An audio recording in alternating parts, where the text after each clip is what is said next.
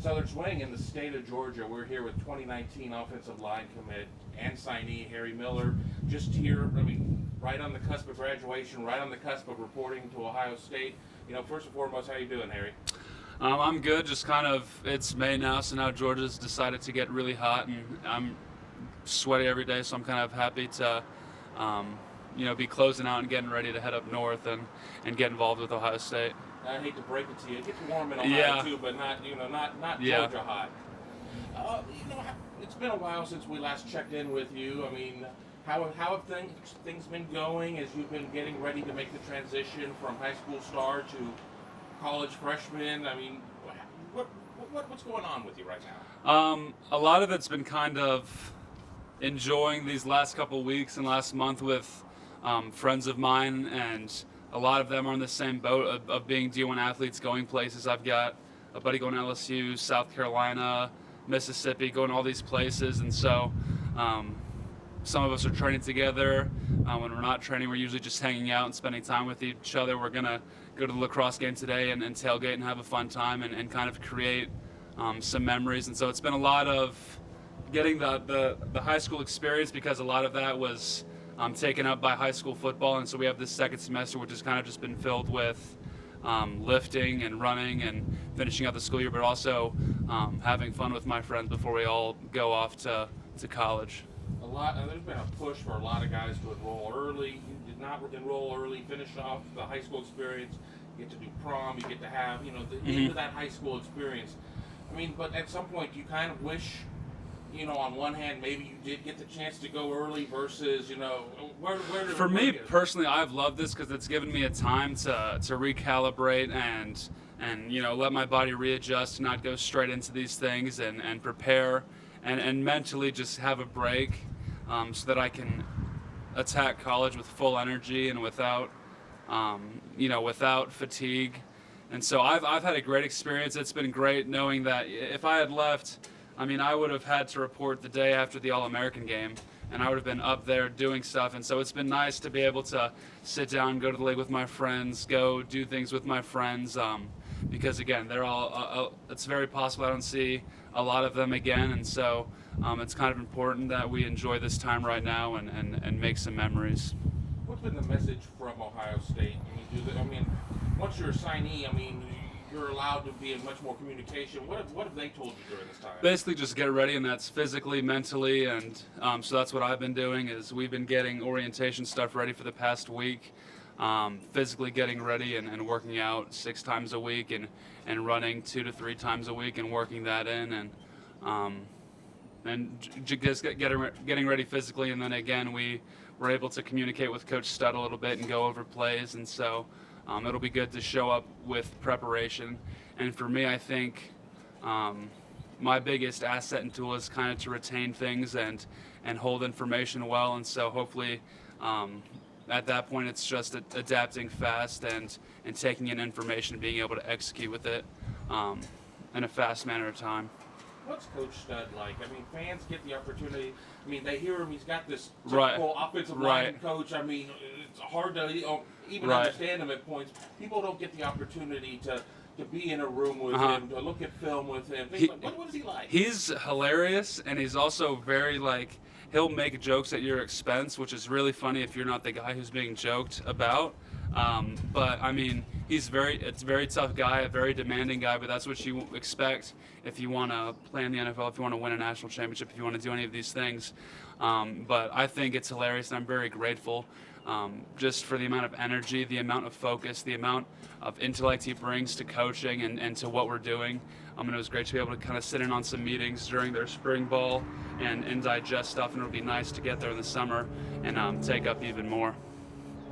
Have you had an opportunity during this time to talk with the guys who are the early enrollees? Have they told you, oh man, Coach Marotti, he nearly killed us? What's spring ball? It's been mostly my mom talking with all the other moms, and they're coordinating. And for me, it's kind of just you have to do what you have to do. There's no reason in trying to fighting a hard workout or dreading it, because what are you gonna do? Just stop playing football or stop going to school or just live in Georgia for the rest of my life. And so I'm just kind of I'm using them really for like guidelines and like, hey, what paperwork do I need to fill out? And we're talking with other signees. Like Steele lives, I guess, 45 minutes away. We train at the same gym, so we've been kind of talking a little bit. Talking with Cade and Tommy, who I think like that's going to be our room of guys. And so mostly just kind of communicating with them. Nothing too serious, just kind of joking around. But talking to mostly my mom, talking with other moms about the paperwork and what they recommend packing. You were up for the spring game. You had an opportunity to spend some time up there with your future teammates, even get to see some of the recruiting effort. How was that spring game experience? It was really fun. It's fun to see recruits, and it's fun to see other signees, especially seeing guys that you're going to be playing the next several years with, and then also seeing the recruiting effort made by coaches. But then it's really funny because now it's like you shake hands with the coach and you go sit down to eat, and usually last time they're all like, oh, everybody's giving you handshakes and being super, giving you all the attention. Now they got to do it to the 2020 guys and make sure that they're recruiting efficiently. But it was fun to be able to just hang out with all the other signees and see other people that we've been building relationships with for the past 2 years. Are you ready to be low man on the totem pole? At that point, you still haven't enrolled yet, but right. Then you become the true freshman. Right. You're at the bottom of the pecking order. Yeah, it's a nice. It kind of sucks compared to being a high school senior, but it's also a nice level of obscurity, and it lets you do things without too much attention, lets you get into things without the world's expectations. So that's just the way it is, and I'm grateful to share it with a great group of guys, great roommates, and a great signing class coming in. Something else that's very important to you beyond football and academics, I mean, you're so well-rounded, is mission work, and you spent time in Nicaragua doing things. I mean, there was a point where it looked like one of the mission trips was going to be delayed. I mean, how have things been going with that? It's been really good. We've talked with Jim Schmidtke, who does Athletes in Action up there, and our goal is to bring down a group of players, about 15 players next March when there's a break, to bring some guys down. And so we've talked with him every time we go up to Ohio every weekend that we're up there. We're talking with Schmidtke about the plan and what we're doing. And I know that we've talked, lots of guys said they want to go. I know we up there one time we talked with Master Teague, who's really big into it, and he's an awesome guy. And so we've talked with him, and a couple of other players say they want to go. And so it's really, and that was really why I chose Ohio State, because it came down to, if you want to be recognized, and more importantly, if you want somebody to recognize what you care about and something that's important to you, then you have to go where people will watch you, where people will support you. And those were, I think the most powerful recruiting pitches last year was when they were sharing the information about millions of people, signing in to see Ohio State football and all these viewerships and ratings on TV and all these things. And I think that was the biggest sales pitch, was like, if you want to do something, share a message, have an opportunity to do an interview and talk about something, then you need to go where that is a huge staple and where there's lots of attention. And so Ohio State has been very supportive of Nicaragua and what we're doing there. Talked with a lot of people who've done mission work in the past, and they say that they receive so much more than what it is that they give. What do you get out of it, and that means the most to you? A lot, and actually, like when we did early signing, Hillary, who took us on our second trip, actually had the kids down there sign a Nicaraguan flag, and they brought it back up with a note, and so I have a flag signed by them, and it's a flag that's banned by the government now because Daniel Ortega's trying to control the thought process of his people. He's trying to bribe people. We just had somebody, we have a guy named Santos who works with the family that we support down there. His son just got arrested for a protest, which he wasn't even at, and they're taking up political prisoners. And there's been a lot of violence and a lot of injustice down there. And so for me, it's really like every time you go back, I wouldn't say it becomes more profound or there's some deeper meaning or you become even more enlightened, but there's new perspectives that you take. And so for me, first it was seeing poverty, then it's seeing injustice, then it's seeing the righteousness that comes out of people in injustice. And so it's been really beautiful to see a man named Ubrank. We prayed with his father.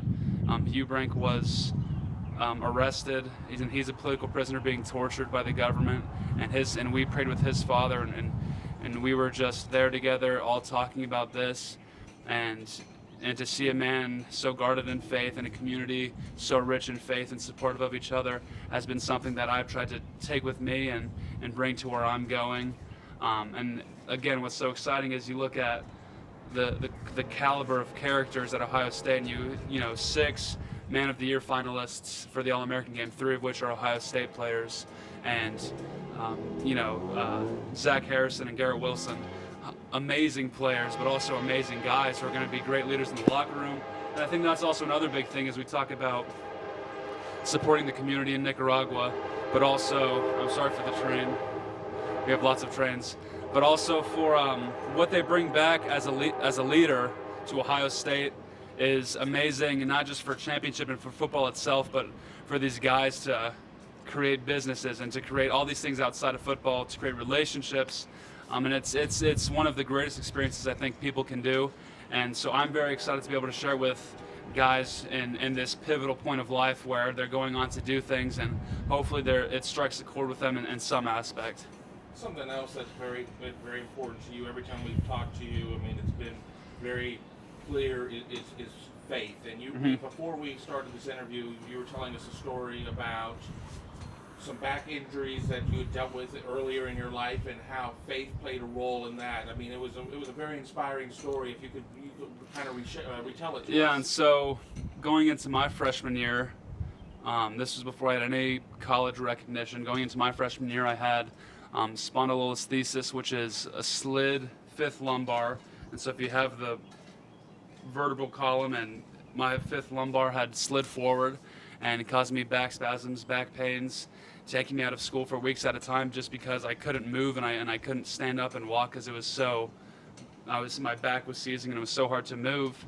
And so, I mean, this was something that was where surgery was being looked at as an option. We were wondering the future of football for me. And so we get on to Nicaragua. My freshman year, we meet a guy named Andrew from California. I come to find out years later that he's an Ohio State fan. He prays over me. He shares with me a verse from Matthew where Jesus walks up to the 2 blind men. He says, "Do you believe that I am able to do this?" And they say, "Yes, Jesus." And he says, "According to your faith, let it be done to you." And he said, imagine a concrete of faith being poured down your back and solidifying your back. And what is a vertebra to the creator of the universe? What are and that's what I always keep with me is whether it's a bad test or an argument with a friend or any of these small things that we perceive as so large, is like, what is this to the creator of the universe, and what is this to the grand scheme of all these things?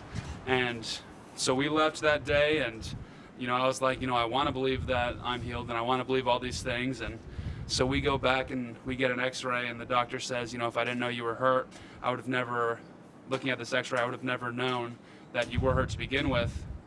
And so my mom and I looked at each other, and we started laughing, and we thought it was crazy. And ever since then, it's really been kind of growing into a role that I never knew was placed there for me. And we went first, and I went in 7th grade, and that was something where I couldn't really fully comprehend it. And then now to go back a month ago when I became an adult, I turned 18 while we were down there, and I was able to be there for my brother's baptism, and I was seeing all these things come to fruition. My college decision be decided in front of my eyes a couple months ago, and committing last March, I guess, and seeing all of these things that seemed again so massive be given to me in bite-sized chunks because of faith and because of trusting things. And again, with everything happening during the season with Coach Meyer, and with all the coaches trying to get back and text me and call me and do these things, and other players trying to recruit me to other schools, it was a moment of just sit still. It was a moment of do not lean upon your own understanding, lean upon the judgment of God, and to trust what God has in store for you. And it's worked out really well to have this class unfold, to have Ohio State be prepared for something really amazing, and to do a lot of mission work in the future there. It's a very humbling, and it's great for perspective, which is pretty cliche at this point to say perspective, but I mean there's no other way to put it other than that it calibrates you and makes you think in a way that kind of gets lost now with just the way social media is, with the way materialism is, and with the way that we're expected to compete. It's nice to be able to take a break from that, go to a place where nobody cares if you're a 5-star, 4-star, or 3-star, if you play football or not, what your grades are, how many followers you have, but to go to a place where people judge each other by character and people are there to support each other.